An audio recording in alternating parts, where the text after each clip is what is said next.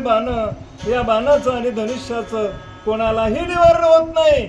आता या जगाच्या पाठीवर तुझ्या पुत्राचा हात कोणीही धरू शकणार नाही. आज तुझंच राज्य त्रिलोक्यामध्ये आहे असं शुक्राचार्य रावणाला म्हणतात. याचे विंदान सुरासुरा न कळेगा राक्षसेश्वरा अक्षयी भाता बाण दुर्धरा क्षय नाही रणांगणी. रावणा, आज तुझ्या पुत्राच्या ह्या धनुष्य रूपी वैभवाचं वर्णन काय करावं. आज बाणही तसाच आणि त्या ठिकाणी धनुष्यही तसेच आणि भातडीही तसेच अक्षय बाण आहे आणि त्या ठिकाणी अचूक संधानी असं त्या धनुष्य आहे आणि ते बाण तरी विजयी आहेत. अशा प्रकारचं सर्व शस्त्र संपत्ती हे भगवान शंकरानं तुझ्या पुत्राला दिलेलं आहे. तुझा पुत्र आता जगामध्ये अजिंक्य झालेला आहे. याचे विंदान सुरासुरा न कळेगा राक्षसेश्वरा अक्षयी भाता बाण दुर्धरा क्षय नाही रणांगणे. शुक्राचार्य बोलतात रावणा, त्याचं विज्ञान सुराला कळणार नाही, असुराला कळणार नाही. अक्षय भात आहे, त्याचा क्षय होणार नाही. अक्षय म्हणजे काय? ज्या भातडीमध्ये बाण आहेत ते बाण संपणारच नाहीत. बाण दिसायला तर थोडं कमी, वज वागवायला कमी, पण ते बाण इतके किती सोडले तितके बाण अधिक वाचे, किती सोडले तितके बाणे अधिक वाचे. भातडीमध्ये तर वाचेच वाचे, पण सोडलेल्या बाणाला असंख्य बाण जन्मायचे. असा जो अक्षयपणा आहे तो या भातडीमध्ये आहे, बाणामध्ये आहे. हरी मूर्धनी वज्र चाप शस्त्रे वज्र प्रायामूप आरी विद्वंसोनी महाप्रताप तुझा पुत्र लाधला. अरे राजा, अरे म्हणजे शत्रूला मर्दन करण्यासाठी वज्रासारखे बाण आहेत, वज्रासारखा धनुष्य आहे आणि असा जो भातडी आहे अक्षय, त्याच्यामध्ये कधीच कमी न होणारे एवढं तुला असणार. तुझ्या पुत्राला शस्त्र संपदा प्राप्त झालेली आहे. आता तुझा पुत्र जगामध्ये विजय आहे असं शुक्राचार्य म्हणतात. ही तुकिया समस्त वरात यज्ञी साधिले इंद्रजिते तुझी वाट पाहत होते तेथे यज्ञ मंडपा माधारी. राजा, एवढं त्या ठिकाणी शस्त्र संपदा प्राप्त करण्यासाठी इंद्रजिताने हे यज्ञ केले आणि हे यज्ञ संपत समयामध्ये आता तुझी आठवणही केली होती, तुझी वाटही पाहत होतो, तितक्यामध्ये तू आलेला आहेस. ऐकोनी उशनाचे वचन काय बोलीला दशानन मने पुत्रे केले प्रमाण पर्यानुचित घडेले तुझ. मग म्हणू लागला राजा रावणाला बोलला एवढं शुक्राचार्य. रावण म्हणतो, काय शुक्राचार्य, पुत्रानं प्रमाण केलं, पुत्रानं चांगलं केलं, वाईट केलं नाही. पण दैत्यगुरु आहात तुम्ही, शुक्राचार्य आहात, पण तुम्हाला वाईट झालं. काय वाईट झालं तुम्हाला हे रावण सांगू लागलेला आहे. यज्ञी वैरी तृप्त केले इंद्राधिकात वा पूजिले हेची एक अनुचित घडले आता चाल उठी मंदिरा. राजाने सांगितलं शुक्राचार्याला, अरे यज्ञ केला पण एक बेकार काम केलं तुम्ही. कोणतं बेकार केलं? देवलोक आमचे दुश्मन आहेत, ब्राह्मण तर कठोर वैरी आहेत आणि दुश्मनाला आणि वैराला तुम्ही दान धर्म दिलं आणि देव लोकांची पूजा केली. असं कुठं असतं का? त्या लोकांना पूजित असतात का? त्याला आपण मारित असतात, त्याला पूजित असतात का? तर उठ, बस झाला तुझा यज्ञ. रावण शुक्राचार्याला म्हणतो, नंतर तू पुलस्ती सूत पुत्र बंधू सहित मंदिरा प्रवेशला सुखानंद स्थित यावरी काय वर्तले. अगस्त्य महर्षी राम परमात्म्याला सांगतात, रामा, रावणाने असं त्या ठिकाणी निकुंभळीला जाऊन त्यावेळेस शुक्राचार्याला इंद्रजिताला यज्ञ सगळा संपवून वापस आले आणि मंदिर म्हणजे लंकेमध्ये येऊन पुन्हा आपल्या महालामध्ये गेले आणि त्यांनी काय केलं हे सर्व गोष्टी अगस्त्य महर्षी राम परमात्म्याला हे रावणाचं चरित्र सांगत आहे. देव गंधर्व सूर कन्यका विमानी घातल्या होत्या देका त्या उतरोणी महादुःखा करिता झाल्या त्या समयी. काय सांगू रामा, देवाच्या मुली होत्या, गंधर्वाच्या मुली होत्या, अनेक अनेक राज्य महाराजाच्या मुली होत्या, चांगल्या चांगल्या कितीतरी त्या ठिकाणी त्या कुल संपन्न असलेले स्त्रिया राजे त्यांच्या सुद्धा मुली आणल्या होत्या आणि विमानामध्ये तशाच कोंडून ठेवल्या होत्या. पण आता मात्र तो एकाने एक उतरू लागला. त्या मुली दुःख करत होत्या, त्या मुली रडत होत्या. कोण आमचा धनी आहे का असं म्हणत होत्या. रामा, एवढा अत्याचार आणि अन्याय त्या रावणाकडे होता असं म्हणतात. दयाचे देखुनी आक्रंदन त्या उतरोनी, तयाचे देखुनी आक्रंदन धर्मात्मा तो बिभीषण रावणा प्रती काय वचन बोलता झाला ते काळी. अगस्त्य महर्षी म्हणू लागले रामाला, रामा रामा, जो धार्मिक आहे ना त्याला अधर्माचं आचरण आवडत नाही.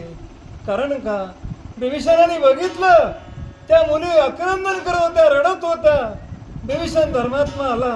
अरे अरे अरे चंडाळा, काय वाईट केलास तू असा त्या रावणाला म्हणत होता.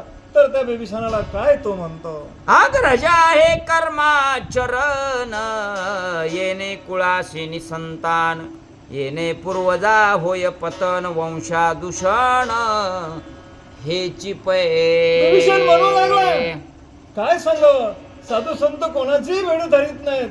कारण का, तुका म्हणे भीड खोटी, भीड धरणं हे खोट आहे. हे तोंडापुरतं बोलणं हे साधूचं लक्षण नाहीये. त्याने याप्रमाणे बिभीषण म्हणतो, अरे रावणा, तुझं वागणं चांगलं नाही.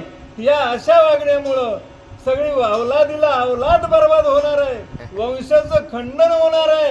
हे पाप सामान्य नाही, असं पाप करणारे कधी सुख पावले नाहीत आणि तुलाही मिळणार नाही. तू थोडा ऐक, तू थोडा विचार कर. हा धर्मात्मा म्हणू लागलेला आहे. वरद बळे झाला से उन्मत, शुभाशुभने नशी कृत्य यवशिता धरोणी आणल्या येत अधर्म राज्यात प्रवेशला.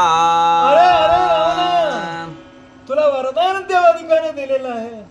ते वरदान कशासाठी दिलेलं आहे, तुझ्या शरीराला संगोपन करण्याकरता. पण त्याचा तो दुरुपयोग करून नाही ते स्वराचारासाठी तो वापर करतोस आणि ह्या मुली त्या ठिकाणी आणून त्यांचा छळ करतोस. हे तुझं वागणं बरोबर नाही. या वागण्यामुळं तुझं वाटूळ होणार आहे असं बिभीषण म्हणतो. हो नसता लंका भवानी कुंभिनिसी आमुची बहिणी, ते नेली राक्षसे हिरोनी अपकीर्ती जनी पै झाली. बिभीषण म्हणतो, अरे अरे नीट वागा रे, नीट वागा.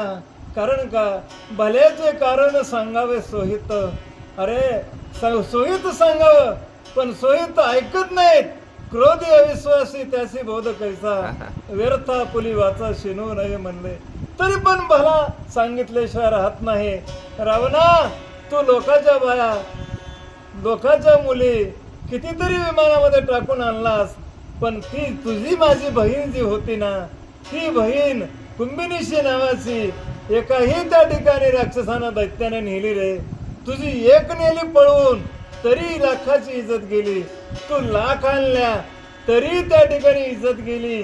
हे वागणं इज्जतीचं नाही, फजितीचं आहे. विभीषणा श्यामूची बहिणी, ते नेली राक्षसी हिरोणी. विभीषणासी बोले रावण, कोणी नेली ते मज नाही ज्ञान. तू सांग गा विस्तारून समूळ विवंचन मज प्रती. बिभीषणानं म्हणलं रावणाला, बहिणी नेली की रे. तेव्हा रावण म्हणतो, अरे वा, आम्हाला पता नाही वा, तुम्हाला काय पता आहे, तुम्ही इकडंच तुमच्याच कामात गुंग आहेत. मग कशी नेली, कुणं नेली हे मला सांग असा रावण बिभीषणाला म्हणतो. विभीषण होनी कोपायमान रावणा प्रती बोले वचन, म्हणे राया जे पापाचे फळ ठाकून आम्हा प्रती पै आले. बिभीषणाला राग आला. अरे कुणा नेली म्हणून काय विचारतोस, पापाचं फळ तुझ्या पदरामध्ये आलेलं आहे. तू पाप करावं आणि आम्ही भोगावं. लाज पै निर्मळा निसुंगा गोड. तुझ्यासारख्या निसंगाला काय इज्जत आणि काय लाज आहे. आमचा प्राण जातो त्या लाजेनं. आमची भगिनी नेली म्हणलं तर आमचा जीव जातो. तुझ्यासारख्या बेश्रमाला काय लाज आहे? तुझ्या कर्माचे फळ आम्हाला भोगावं लागले हे बिभीषण म्हणतो. आमचा माता माल्यवंत त्याचा ज्येष्ठ बंधू सुमाळी विख्यात ऋषी मध्ये बुद्धिवंत तपोधन ज्ञान राशी. जो सुमाली आहे ना तो असणारा बुद्धिवंत आहे आणि ऋषीमध्ये श्रेष्ठ आहे, ज्ञानवानही आहे. असा तो असताना त्यांनी काय केलेलं आहे? त्यासी कुंभिनसी नाती मावस बहिणा मा प्रती तिची अग्निपासून संभूती सत्येंद्रपती पै झाली. पण त्या सुमाळीच्यापासून कुंभिनिशी झाली. तू आमच्या असणाऱ्या मामापासून असणारी ती जन्माला आलेली बहिणीपासून, म्हणून ती आमची जी मावस बहीण आहे ती सख्खी मावस बहीण आम्ही आमचे असे ठरवलेले आहे आणि आहे बी नीतिशास्त्रानं. मग आमची बहीण काय आणि मावस बहीण काय ती त्या ठिकाणी नेलेली आहे. ऐके अग्रजा मावस भगिनी ते हिरोणी नेले मधुने आपुले नगराते मारुणी आमच्या सैन्याते बळवंते पैनेली. अरे अग्रजा म्हणजे ब्राह्मणा. तू ब्राह्मण आहेस, तू राक्षस नाहीस रे. ब्राह्मणानं कसं वागाव त्याचा विचार कर. आणि ब्राह्मण असून जी आमची मावस बहीण आहे त्या मधु नावाच्या दैत्याने नेलेली आहे. आणि ती कशी नेलेली आहे? इथल्या सगळ्याला हमदुम करून नेलेली आहे, गपचूप सुद्धा नेलेली नाही असं ते बिभीषण म्हणू लागले. यज्ञ करीत होता इंद्रजित कुंभकर्ण निद्राभिभूत मी उदकी होतो ध्यानस्थ मजही श्रुत नाही झाले. म्हणू लागले काय करू लागले? इंद्रजित तर यज्ञाच्याच कामामध्ये निमग्न होता आणि मी तर कुंभकर्ण तर झोपी गेलेलाच होता आणि मी तर पाण्यामध्ये डोळे झाकून बसलेलो होतो. मग आता कुणा बघावं? जिकडे तिकडे माणसं कामामध्ये निमग्न, मग हे घर कुणच सांभाळावं अशा ह्या भानगडी आहेत असं म्हणू लागले. अगस्ती रामाला सांगू लागले. बिनसे होत्यांतपुरी तेथे प्रवेशला तो दुराचारी धरोणी नेली करोणी मारी प्रळय नगरी पै झाला. बिभीषण म्हणू लागला अंतपुराच्या ठिकाणी कुंभिनिशी होती. तो दुराचारी जबरदस्तीने घरामध्ये शिरला आणि ती असेच येत नसताना तिला मारू त्यानं असणार आपल्या सोबत नेलं. असा अन्याय आणि अत्याचार त्या मधून केला रे रावणा. काय तुला सांगू? राया लौकिकी ऐसे झाले अपकीर्तीचे भरते आले ऐकोणी क्रोधे उचंबळले दशग्रीवाचे मानस. बिभीषण म्हणतो राजा सगळे लोक काय करतात? सगळे अपकीर्तीची चर्चा करतात. राजाची बहीण नेली म्हणा, राजाची रावणाची नेली म्हणा, बिभीषणाची नेली म्हणा. अरे त्या लोकांचं बोलणं ऐकून आम्हाला रडू येतं, आम्हाला खाली बघावं लागतं, माती उकरावं लागते. असं बिभीषणानं म्हणल्यावर रावणाला राग आला. राग येऊन रावण काय करतो? क्रोधया रक्त झाले नयन आता सिद्ध करा सैन्य रथाना शीघ्र गमन करावया अरिवध. आता रावणाला जाग आला. काय किती सांगावं सरतो की आता तरी उघडी डोळे, जरी तुझा अध्यापी न कळे. आता नाही कळालं ते कळालं, आता कळाल्यावर तरी डोळे उघडायला. आणि म्हणू लागला अरे बघा सैन्य, बघू द्या त्या मधुकड कुठे गेलाय ते. अशा प्रकारे रावण आता जागा झालेला आहे. वेगी सैन्य हाकार केला कुंभकर्ण इंद्रजित सवे घेतला नाना शस्त्रांचा समूह एकवटला युद्धा निघाला रावण. अगस्ती महर्षी म्हणतात रामा पुन्हा त्या रावणानं सैन्य सज्ज केलं, कुंभकर्णाला घेतलं, इंद्रजिताला घेतलं आणि आता मधुसोबत युद्ध करायचं म्हणून तयारीनं निघालेला आहे. मंदोदरी कांतमणी विचारी आदी मधुची करीन बोहरी मग सुर लोका जाईन निर्धारी त्रिलोकीचे भोग भोगिती जेथे.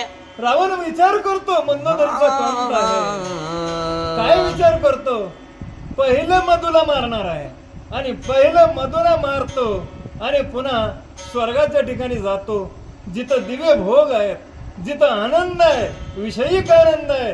ते आनंद मला भोगण्यासाठी लवकर जायचं, पण इथं मधुला मारून जायचं म्हणतो. सवे सैन्य 4 सहस्त्र अनेक 4 अधिक वीर जे पालथे करीती ब्रह्मांडोदर सप्तसागर शोषिती जे. रावणाने सोबत सैन्य घेतलेलं आहे. 4000 लोक सोबत घेतले. त्याच्यावर आणखीन 4 विशेष प्रकारचे होते. ते 4 लोकच 7 समुद्राचं सुद्धा खळबळा करणारे होते. वा. एवढ्या ब्रह्मांडाला पालतं उलतं करणारे होते. एवढं त्याचं बल होतं.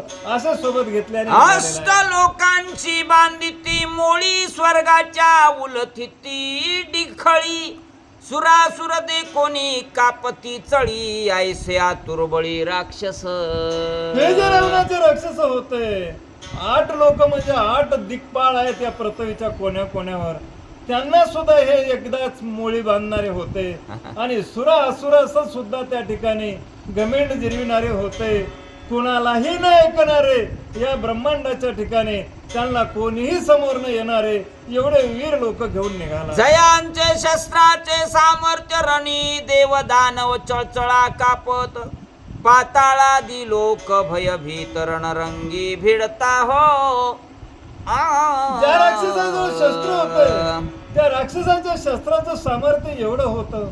पाताळातले लोक सुद्धा त्याचा धाक मानित होते. मृत्यू लोकातले धाक मानत होते.